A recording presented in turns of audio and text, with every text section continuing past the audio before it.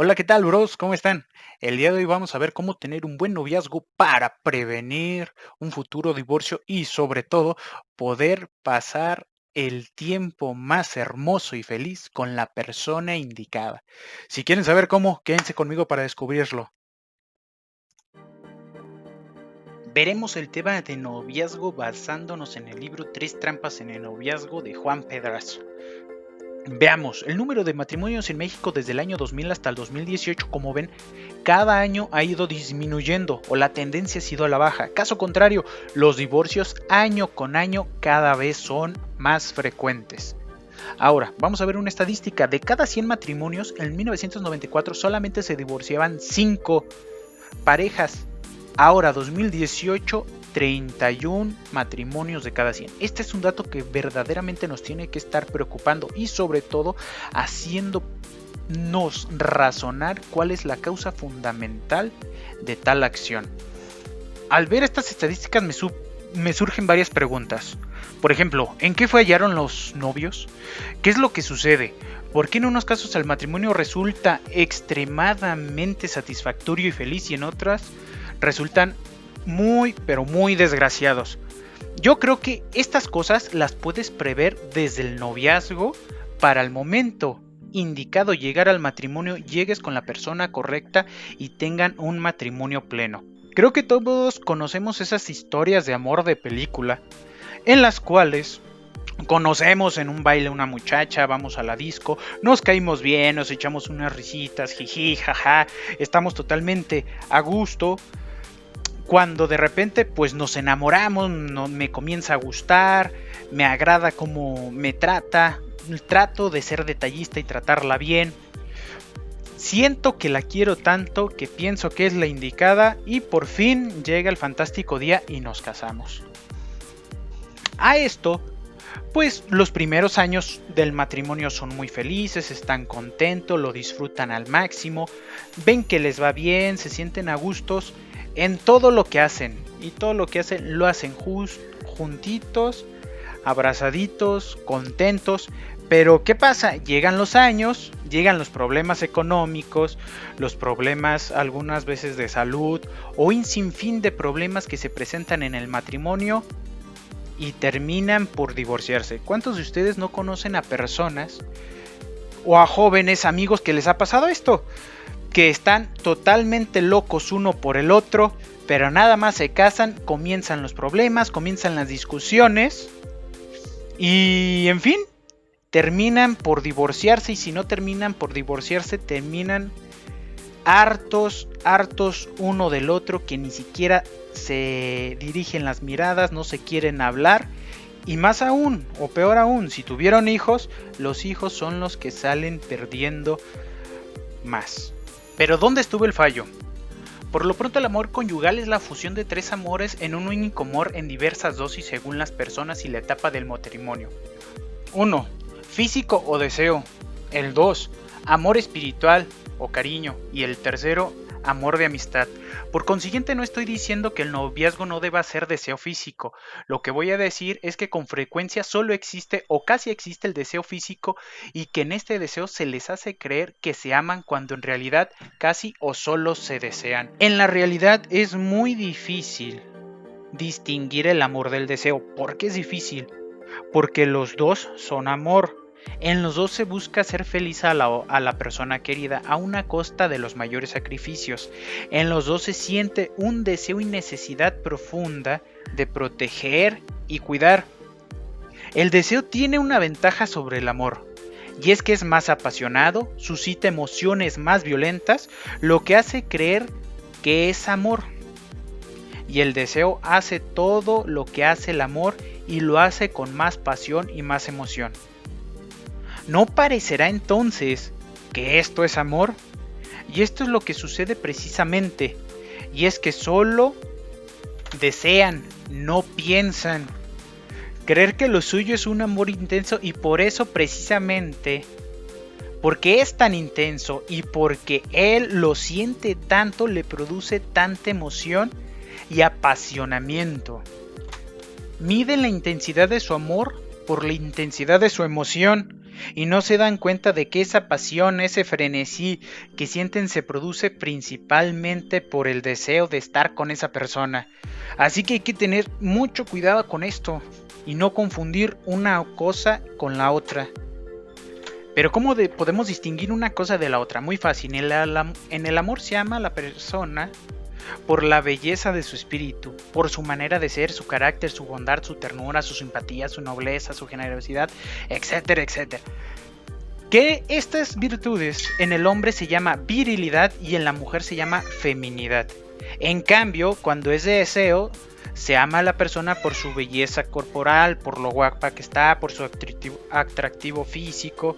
Es una belleza que entra por todos los sentidos, y como entra por todos los sentidos, pues te emborracha. Por su dinámica natural empuja fuertemente a una unión sexual que adquiere toda la fuerza primitiva de los instintos, y aquí en concreto el instinto de la propagación de la especie. Ahora, ¿por qué pasa el deseo? Pues muy fácil, porque el deseo se funda únicamente en una atracción física, y todo eso tarde o temprano se va a acabar. En cambio, el amor se funda en una belleza espiritual.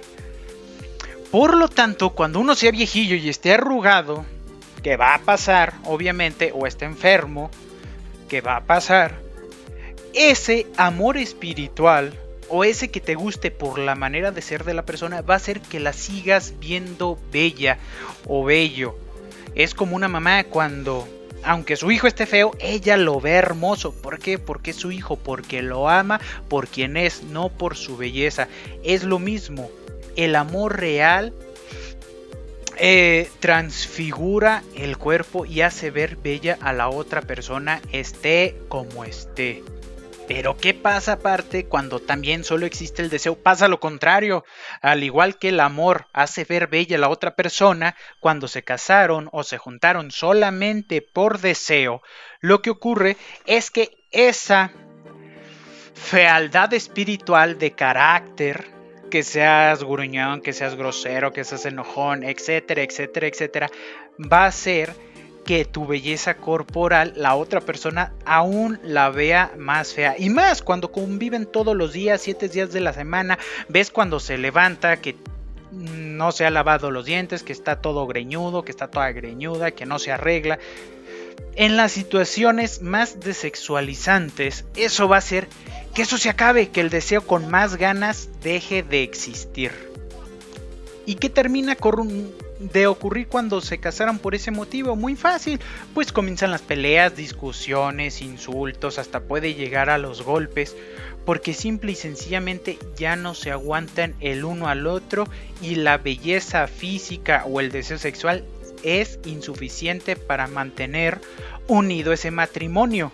Pero si tú le dices a unos novios que se quieren casar que lo suyo es meramente deseo, meramente pasión, y no es amor, te van a decir que no es cierto, que ellos se aman profundamente, que él es tan galante, que ella es tan hermosa, etcétera, etcétera, etcétera. Y aquí caemos en otros 3 errores o trampas dentro de esta parte del deseo.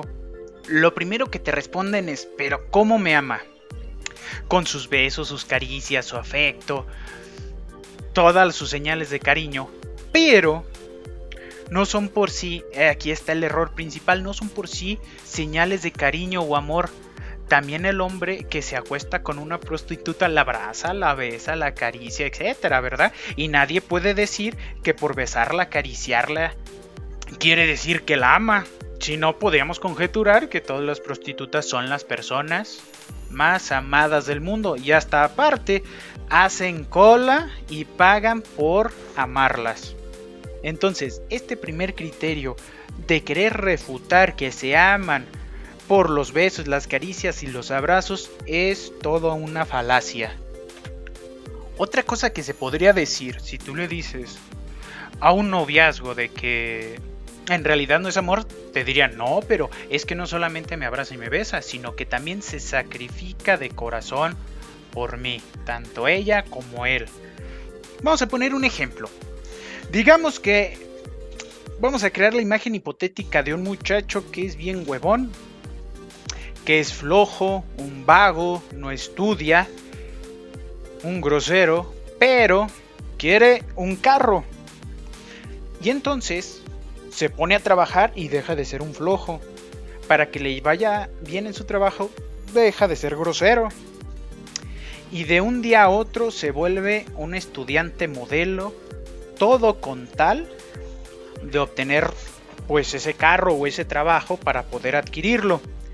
Una vez que lo adquiere, no va a ser otra cosa más que un vago, grosero, flojo, pero motorizado.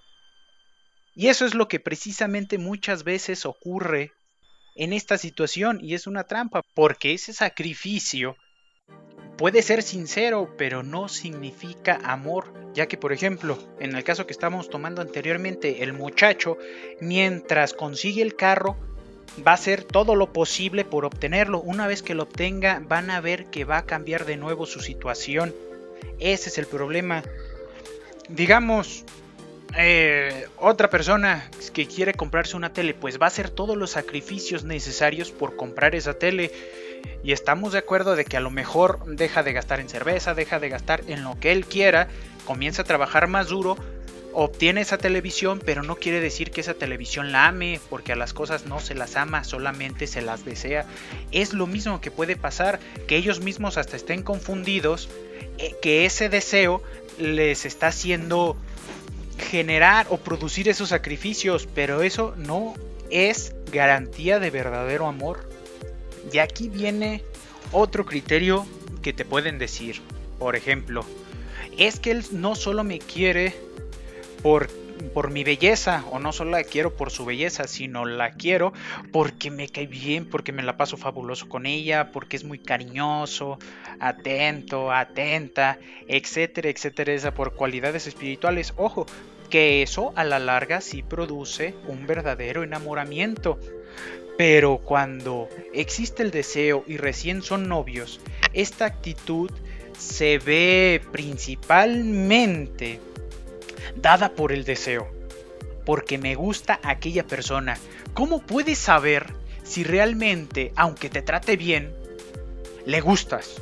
Muy fácil, porque no te tienes que fijar en cómo te trata a ti, sino te tienes que fijar cómo trata a los demás y principalmente cómo trata a sus enemigos o a los que les cae mal, o mejor aún, a los que no espera nada de ellos, ni va a obtener ningún favor.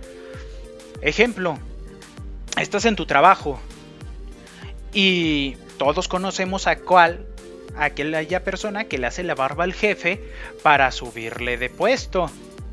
Pero esto no quiere decir que esa persona sea así siempre, sino más bien es así con el jefe porque le conviene, porque le quiere agradar, pero no es así realmente. ¿En qué te tienes que fijar? En cómo es esa persona, por ejemplo, no digo con sus amigos, porque con sus amigos, ojo, tú a tus amigos los tratas bien, si no, no serían tus amigos, sino con aquellas personas en las que no espere nada ni le beneficie caerles bien. Una persona que esté necesitada en la calle, por ejemplo, un enemigo, por ejemplo, alguien que le cae de la patada y que aún así ve que no le vaya a pasar nada malo. Ahí vas a ver que realmente es una persona buena en su totalidad y no lo está haciendo solamente contigo o por ti. De ahí es que en un futuro digan, es que él cambió. No, es que no cambió, siempre fue así. Pero hasta el momento que se casaron, como ya no tuvo la necesidad de actuar distinto, pues se ven estas cosas. Es por eso que te tienes que fijar principalmente en cómo es con los demás y sobre todo cómo es con quien no necesita nada. Y nótese que no estoy diciendo que eran unos hipócritas o mentirosos, sino yo creo que verdaderamente esas acciones o esas cosas lo hacían de corazón, pero lo hacían porque estaban impulsados por ese deseo. Y en cuanto termine el deseo o el motivo, termina esa actitud que se tiene. Es por eso que llegamos a esos casos. El nudo del problema es, Si alguien solo es respetuoso, considerado, servicial, etcétera, con determinadas personas y con otras no, definitivamente no es. No es considerado, no es servicial, solamente lo está haciendo. Y esa es la diferencia entre ser y estar siendo. Que el que es siempre lo hace independientemente de con quién esté, y el que solamente está haciendo lo hace por conveniencia o lo hace por deseo. Y no es la verdadera forma de ser de ese individuo. Es por eso que esta parte es muy peligrosa, porque sí confunden el enamoramiento con el deseo. Entonces es de aquí de donde nace la frase, pero es que conmigo es diferente, tú lo conocerás así y será así por fuera, pero conmigo es otra persona. He ahí el problema, y ese no es una justificación, es el peor hundimiento o la peor frase que una persona puede decir. Imagínate, si solo contigo es distinto, es de que en realidad como es contigo es una total mentira. Y es de ingenuidad olímpica pensar de que esa persona va a cambiar por alguien. ¿Por qué? Siempre se piensa, es que cuando nos casemos él va a cambiar o me prometió que iba a cambiar, y esta es una total mentira, ya que cuando la novia, comúnmente esto se da del novio a la novia, ¿no? Que la novia le dice, no, es que él me prometió que iba a cambiar. Y esperan hasta que se casen para hacerlo cambiar, pero eso no va a ocurrir, porque cuando tiene más influencia la novia sobre el novio es cuando son novios, porque es cuando es más fuerte el deseo. En cuanto se casen, ese deseo irá disminuyendo y va a ser aún más difícil que cambien. No quiere decir que sea regla, pero en su mayoría de los casos así es. Y es de ingenuos pensar lo contrario. Hasta el momento hemos hablado de dos cosas, del amor espiritual y del deseo físico. Sin embargo, existe otro, que en este caso pudiéramos llamar como amor de conveniencia. Es cuando una persona se hace novio o quiere a la otra persona únicamente por las ventajas que esto le proporciona.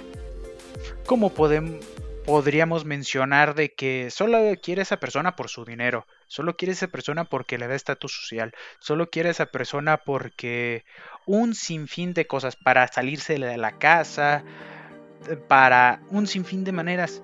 Y eso, pues, estamos de acuerdo, no es amor, porque en cuanto se acabe esa necesidad o ese hueco que tapa esa persona, el amor acaba, como la canción de José José, el amor acaba. Y es que no es que el amor acabe, es que simple y sencillamente no fue amor, solamente estaba utilizando a la otra persona por una ventaja. Y pues con esto terminamos la primera parte del tema de noviazgo.